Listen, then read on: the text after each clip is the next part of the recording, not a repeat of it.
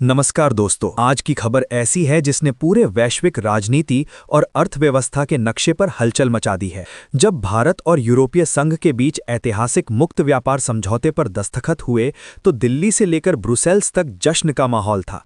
लेकिन इस जश्न की गूंज जैसे जैसे दुनिया भर में फैली, वैसे वैसे एक देश की बेचैनी और बढ़ती गई, और वो देश है तुर्की। हजारों किलोमीटर दूर अंकारा में इस डील को लेकर जो डर और निराशा का माहौल बना है, वो अब छुपाए नहीं छुप रहा। सिर्फ बांग्लादेश या अमेरिका ही नहीं, बल्कि तुर्की भी इस एक समझौते से पूरी तरह असमंजस और संकट में फंस गया है।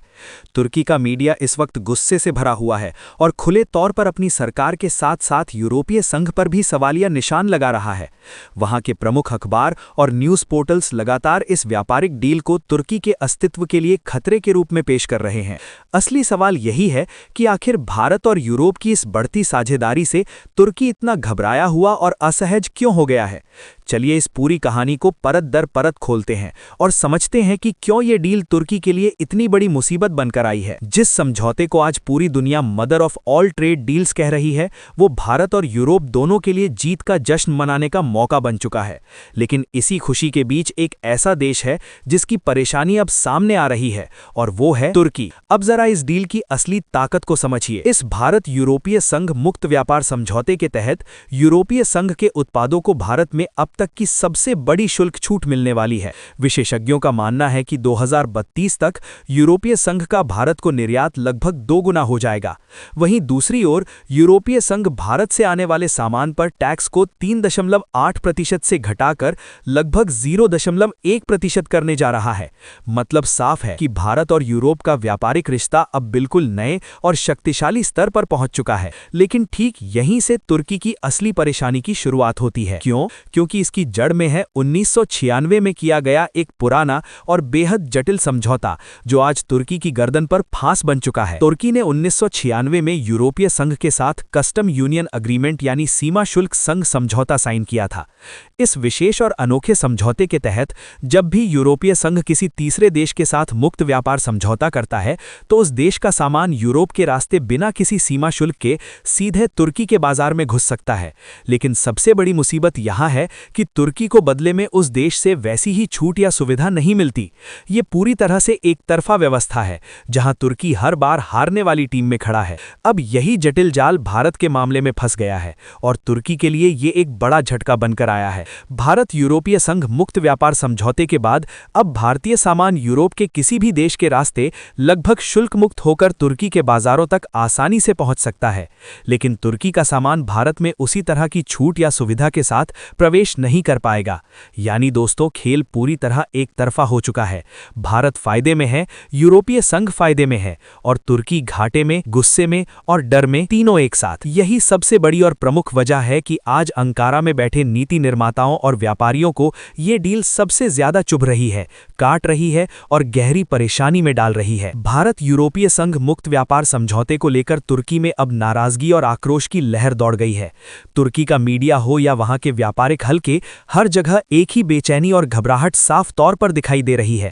तुर्की के प्रमुख अखबार मिलियत समेत कई मीडिया रिपोर्ट्स में खुलकर और तीखे शब्दों में कहा जा रहा है कि ये समझौता तुर्की के विदेशी व्यापार को और अधिक जटिल और कमजोर बना सकता है और उसके औद्योगिक उत्पादन पर सीधा और नकारात्मक दबाव डाल सकता है। तुर्की को सबसे बड़ा डर भारत की तेजी से बढ़ती आर्थिक ताकत और विशाल क्षमता से है।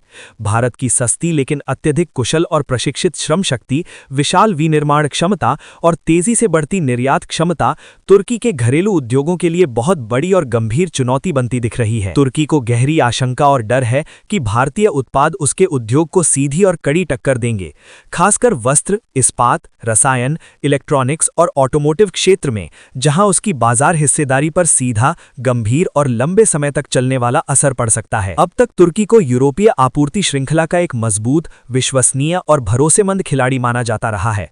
लेकिन भारतीय सामान की आसान, लगभग शुल्क मुक्त और बाधा रहित प्रविष्टि से तुर्की की वही प्रतिस्पर्धात्मक बढ़त और विशिष्ट स्थिति कमजोर होती स्पष्ट रूप से नजर आ रही है। यही कारण है कि तुर्की के नीति निर्माता, राजनेता और व्यापारिक संगठन इस बात को लेकर गंभीरता से चिंतित और परेशान हैं कि आने वाले समय में कई महत्वपूर्ण और रणनीतिक क्षेत्रों में भारत धीरे धीरे लेकिन निश्चित रूप से तुर्की की जगह ले सकता है। इस आर्थिक चोट पर राजनीतिक तनाव ने जले पर नमक छिड़कने का काम किया है। इस पूरी पूरे मामले को और भी संवेदनशील, जटिल और विस्फोटक बना देता है भारत और तुर्की के बीच का हालिया राजनीतिक तनाव और कड़वाहट। विभिन्न मुद्दों पर पाकिस्तान को तुर्की के खुले और लगातार समर्थन ने पहले ही दोनों देशों के द्विपक्षीय संबंधों में गहरी खटास और दूरी पैदा कर दी थी, और अब ऐसे तनावपूर्ण और संवेदनशील माहौल में जब भारत को एक बड़ी ऐतिहासिक और रणनीतिक व्यापारिक जीत मिल रही है, तुर्की इसे सिर्फ आर्थिक झटका नहीं मान रहा, बल्कि इसे एक गंभीर और दीर्घकालिक रणनीतिक नुकसान और अपमान के तौर पर भी देख रहा है। यानी दोस्तों, ये मामला सिर्फ व्यापार या अर्थव्यवस्था तक सीमित नहीं रह गया है, ये है प्रभाव का मुकाबला, वर्चस्व की लड़ाई और बदलते वैश्विक शक्ति संतुलन का सबसे बड़ा सबूत। और यही बात तुर्की को सबसे ज्यादा बेचैन, डरा हुआ और परेशान कर रही है। तुर्की की सबसे बड़ी गंभीर और दर्दनाक परेशानी यही है कि इस समय उसके पास भारत के साथ अलग से कोई मुक्त व्यापार समझौता साइन करने का कोई आसान, सीधा या व्यावहारिक रास्ता मौजूद नहीं है। दूसरी तरफ हालात ये हैं कि भारतीय कंपनियां और उद्योग यूरोप के रास्ते तुर्की के बाजार तक बेहद आसानी और बिना किसी बाधा के पहुंच बना सकते हैं। यानी नियम और कानून कुछ इस तरह बन चुके हैं कि पूरा खेल पूरी तरह तुर्की के खिलाफ और भारत के पक्ष में जा रहा है। यही प्रमुख और सबसे बड़ी वजह है कि अब तुर्की के भीतर यूरोपीय संघ के साथ किए गए पुराने और अप्रचलित कस्टम यूनियन समझौते को अपडेट, आधुनिक और संतुलित बनाने की मांग तेज और मुखर हो गई है।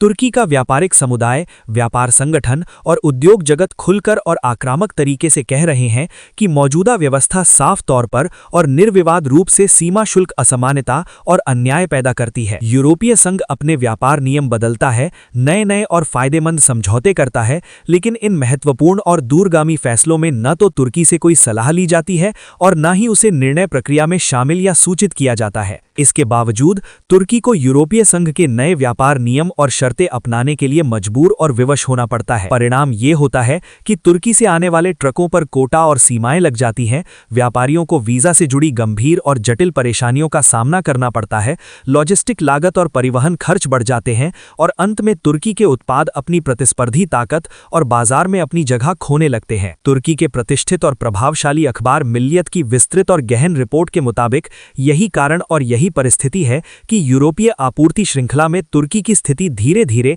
लेकिन लगातार कमजोर होती जा रही है।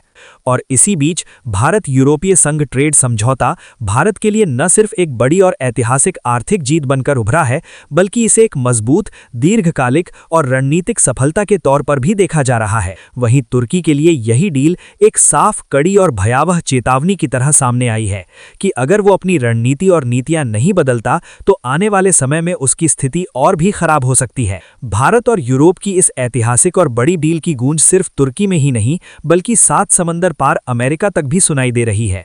वॉशिंगटन में भी इस समझौते ने हलचल और बेचैनी पैदा कर दी है।